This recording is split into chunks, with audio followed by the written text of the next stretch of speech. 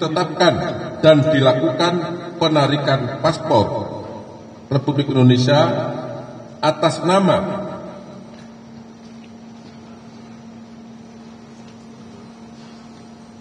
Henry Lee berdasarkan surat Direktur Pengawasan dan Penindakan Keimigrasian nomor IMI-GR.03.4/200 tanggal 28 Maret 2024. Jadi selain dilakukan pencekalan terhadap Henry Lee, juga dilakukan permohonan untuk pencabutan paspor ke imigrasi. Selanjutnya, pada tanggal 15 April 2024, Henry Lee ditetapkan oleh penyidik sebagai tersangka berdasarkan surat penetapan nomor 27/FDT2/FD2/04/2024 setelah yang bersangkutan dipanggil dengan patut, tetapi yang bersangkutan tidak pernah hadir. Bahwa pada hari ini, Senin 18 November 2024, atas kerjasama Direktorat Penyidikan pada Jampitsus dengan jajaran intelijen pada Jam Intel serta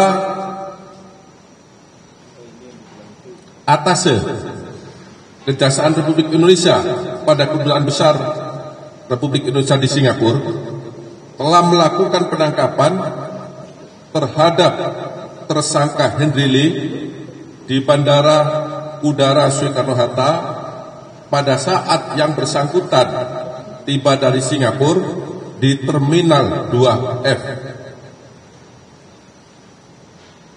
Penangkapan terhadap Henry Lee dilakukan berdasarkan surat perintah penangkapan nomor 22/FDT2/11/11/2024 tanggal 18 November 2024. Tepatnya pada jam 22.30 WIB beberapa saat yang lalu.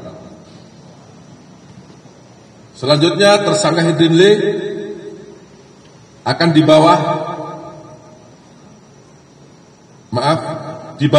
ke gedung Menara Kartika untuk dilakukan pemeriksaan sebagai tersangka.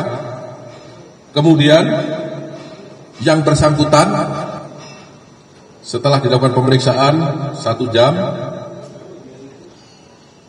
dilakukan penahanan selama 20 hari ke depan di Rutan Salimbah Cabang Kejaksaan Negeri Jakarta Selatan berdasarkan surat perintah penahanan nomor 54/FD2/11/2024 tanggal 18 November 2024.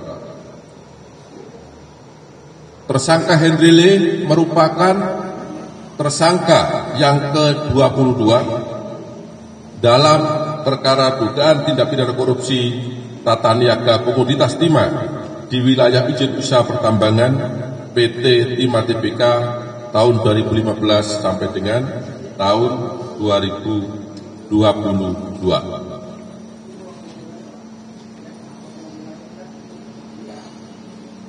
Adapun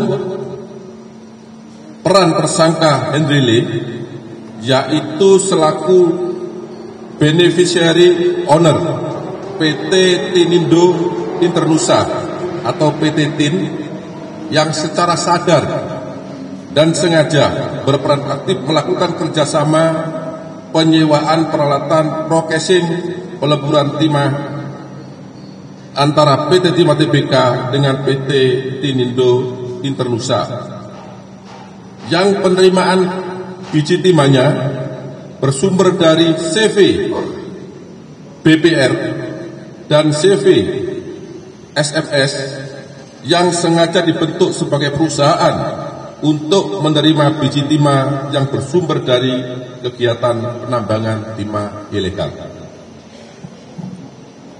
Akibat perbuatan yang dilakukan oleh tersangka Henry Lee bersama-sama 20 tersangka lainnya yang saat ini dalam proses persidangan, negara dirugikan sebesar 300 triliun 3 miliar 263 juta 740.131 rupiah, 14 sen.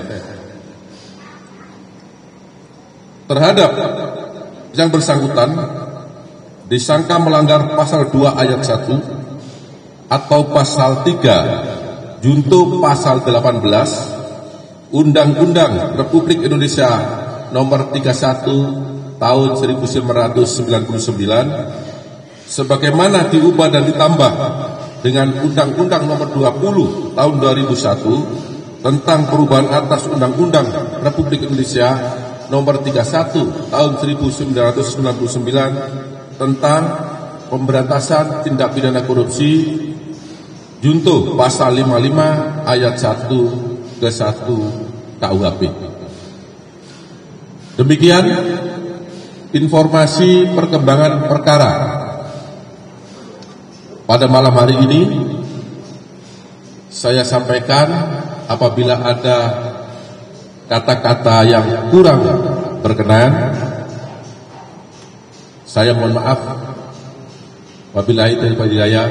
Wassalamualaikum warahmatullahi wabarakatuh. Waalaikumsalam. Baik teman-teman, sudah kita dengarkan sendiri penjelasan perkembangan penyidikan langsung dari Pak Dirdik. Saat ini saya persilakan kepada teman-teman media yang akan muncul pertanyaan satu-satu dijawab. Silakan. Dan pemirsa, baru saja kita mendengarkan konferensi pers yang dilakukan oleh pihak Kejaksaan Agung yang tadi menginformasikan telah dilakukan penangkapan, yaitu salah satu tersangka terkait kasus tindak pidana korupsi dari Tata Niaga Timah, yaitu Henry Lee. Dan Henry Lee ini juga merupakan salah satu tersangka ataupun juga tersangka ke-22 dan juga bersama 20 tersangka lainnya. Ini telah merugikan negara senilai lebih dari 300 triliun rupiah. Saat ini sedang dilakukan pemeriksaan terhadap Henry Lee dan berikutnya akan dilakukan penahanan selama 2 hari ke depan di Rutan Salemba. Dan peran dari Henry Lee ini tadi juga dijelaskan, yaitu selaku beneficiary owner dari PT Tinindo Internusa.